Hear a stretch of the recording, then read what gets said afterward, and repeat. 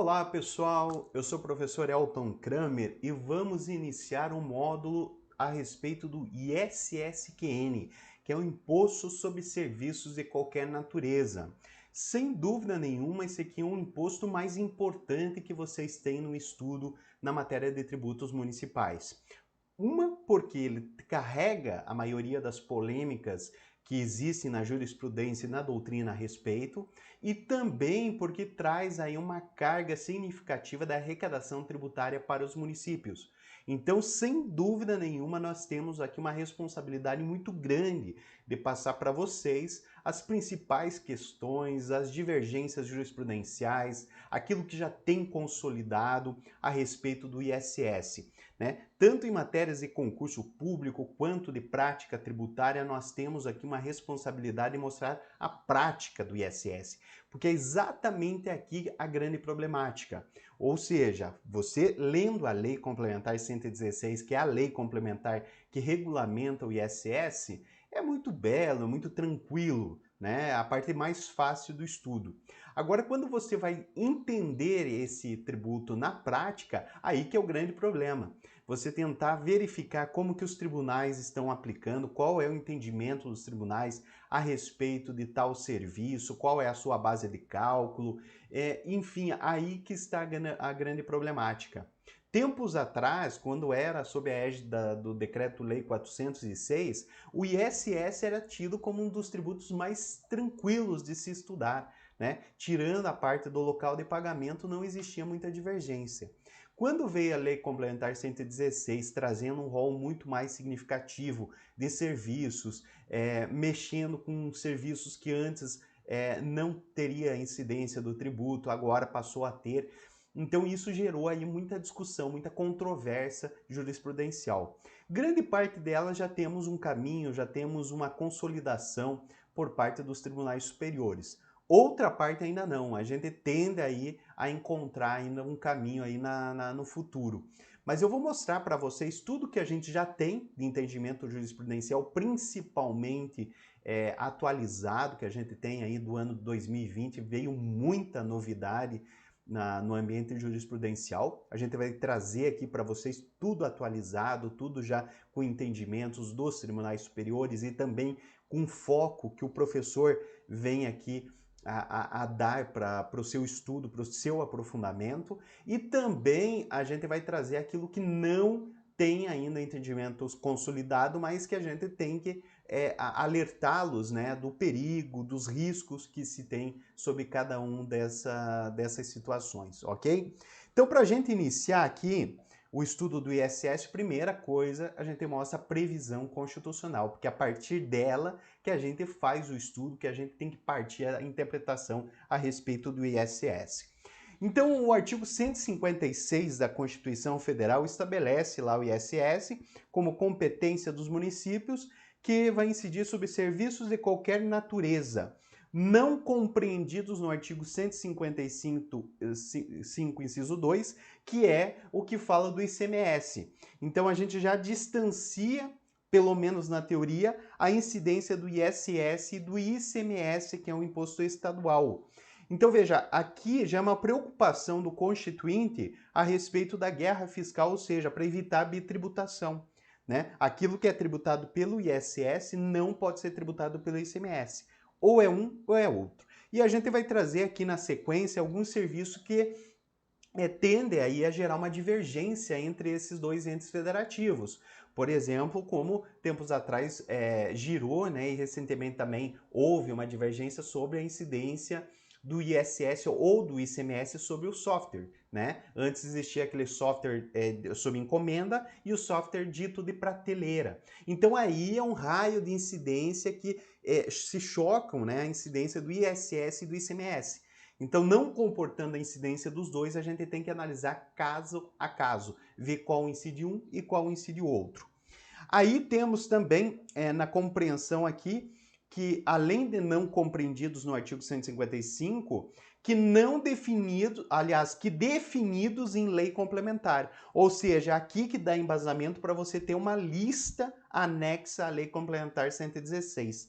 Então, aqueles definidos em lei complementar quer dizer que vai ser exaustivamente colocados e inseridos nessa lei complementar, que a gente já sabe que é a Lei Complementar 116, que veio regulamentar.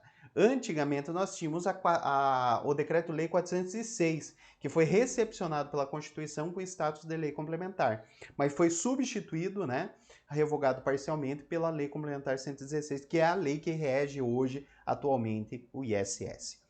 Parágrafo 3º diz, em relação ao imposto previsto no inciso 3, caput do artigo, cabe à lei complementar, ou seja, somente a lei complementar pode regular essas matérias. Primeiro, fixar as alíquotas máximas e mínimas, né? Temos uma regulamentação da alíquota máxima desde o início, pela Lei Complementar 116, que é a alíquota de 5%.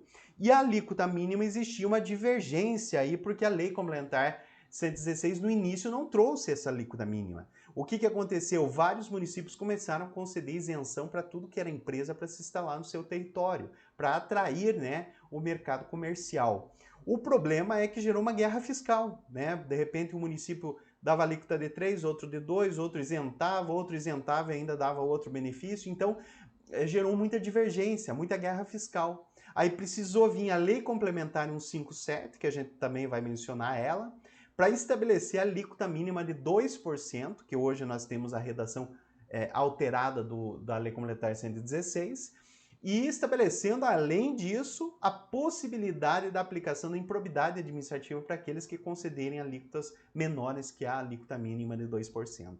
Então a gente vai comentar lá para frente sobre esse episódio, tá? Então temos alíquotas máximas e mínimas, também excluir da sua incidência a exportação de serviços para o exterior. Veja, aqui não é um caso de imunidade. Por que não é um caso de imunidade?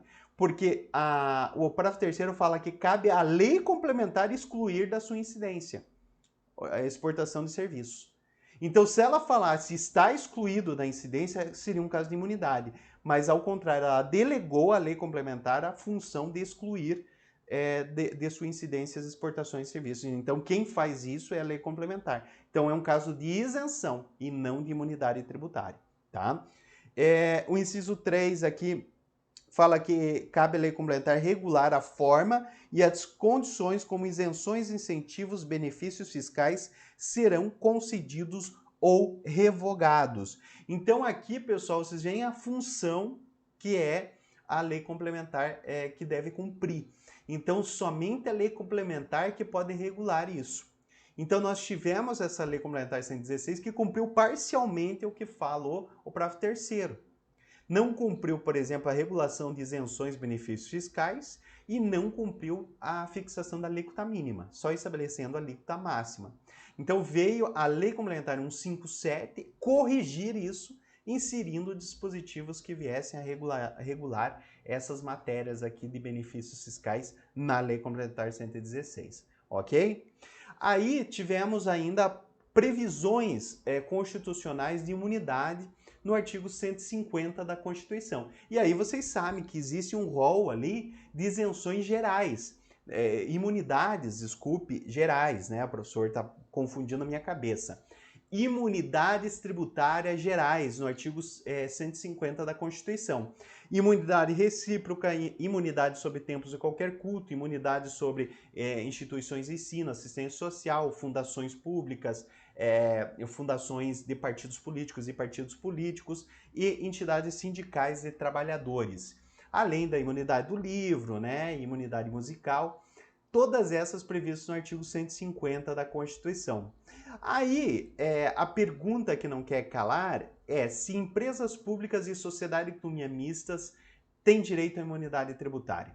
A mesma discussão que eu fiz no módulo do IPTU eu coloco para vocês.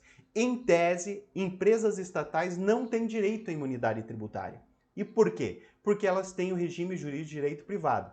E por que em tese? Porque tem algumas empresas estatais que têm uma função diferente, que prestam um serviço público em regime de monopólio. Essa situação desnatura, porque elas não estão explorando a atividade econômica, como a própria Constituição fala. Elas prestam um serviço público e às vezes até em regime de monopólio, como é o caso dos Correios. Os Correios hoje têm direito à imunidade tributária. aqui, ó, previsão da Constituição Federal, né?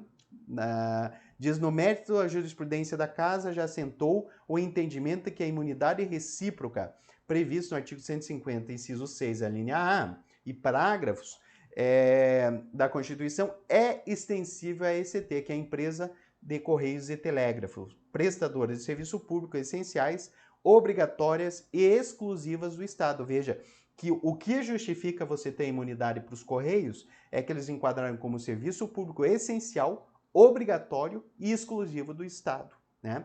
E termina lá, essa imunidade subsiste em relação a todas as suas atividades, inclusive aqueles serviços não exclusivos dispensados em regime concorrencial. Por quê? Porque o que prevalece aqui é a atividade principal, né? E os Correios, então, como tem essa função prestadora de serviço público em regime essencial, exclusivo, e obrigatório, então teria direito à imunidade tributária. Diferente de outras empresas estatais que não teriam essa função, por exemplo, como Banco do Brasil, Caixa Econômica, Petrobras, que daí explorariam uma atividade econômica. E nesse caso aí não justificaria, então, a imunidade tributária, ok? Isso só para você diferenciar, então, o aspecto material de algumas situações que não é alcançado pela incidência do ISS. Mas afinal, professor, eu quero entender o ISS, eu preciso entender o que é esse serviço para fins ISS. O que é prestar o serviço? Eu vou trazer um conceito doutrinário do mestre Aires Ferdinando Barreto, e ele fala o seguinte: serviço é o esforço de pessoas desenvolvido em favor de outrem. Então veja, a primeira coisa que você deve compreender aqui no conceito doutrinário, que o serviço sempre vai ser uma obrigação de fazer para um terceiro. E essa obrigação de fazer para um terceiro já diferencia de outras situações. Porque você pode prestar um serviço para você mesmo, né? Você vai arrumar a sua casa, você vai consertar o seu próprio computador. É um serviço, mas não para efeitos ISS. Tá? Então tem que ter um esforço, uma obrigação de fazer em favor de outro, com conteúdo econômico, ou seja, tem que ser aferível, né? Esse serviço ele não é gratuito, ele é oneroso, sob regime de direito privado, porque se for regime jurídico de direito público é caso de imunidade, né? Principalmente recíproca. Em caráter negocial, ou seja, tem que ter um caráter de venda, tem que ter um caráter negocial no sentido comercial, né? Empresarial, tendente a produzir uma utilidade material ou imaterial. Aqui a gente faz um adendo que não depende do resultado. Ou seja, você é um dentista, você é um médico, você vai prestar um serviço para aquele paciente. Ah, mas não cumpriu o resultado, que seria entregar esse paciente com vida, com saúde. É uma atividade meio, ou seja, a obrigação de fazer não depende do resultado, mas sim da prestação de serviço em si. Então você vai pintar essa casa, você vai cantar um show, você vai medicar esse paciente. É uma obrigação de fazer, o que importa é o fazer. Então sempre tem que ligar essa obrigação de fazer para alguém que tenha um caráter negocial, ou seja, uma prestação em regime empresarial, ou seja, que você tenha ali uma prestação, uma contraprestação onerosa, né? É uma atividade comercial, uma atividade empresarial a situação. E aqui liga-se mais àquele conceito do ICMS, um dos requisitos do ICMS, que é a habitualidade. Então, por exemplo, você prestou um serviço esporadicamente, em tese você não terá essa incumbência do ISS. Você tem que ter esse caráter negocial no sentido que você vai cobrar, você está prestando um serviço de caráter oneroso. Então veja, todos esses conceitos começam a fazer lógica quando você começa a imaginar o que é essa prestação de serviço, essa natureza jurídica da prestação de serviço. Então, para a gente classificar o critério material e você entender, você não confundir isso na prática, eu fiz aqui uma classificação para você, mais didática.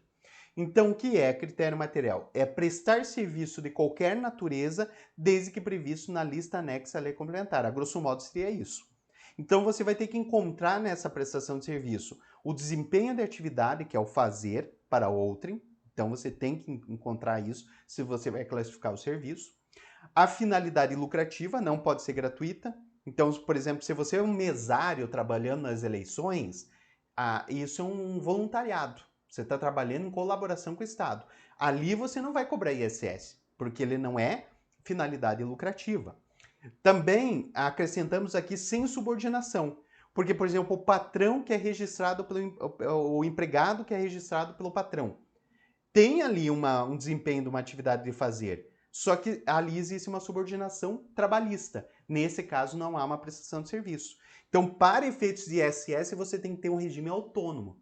Porque, por exemplo, se eu contratar, por exemplo, um empregado hoje, ele vai prestar o serviço para mim.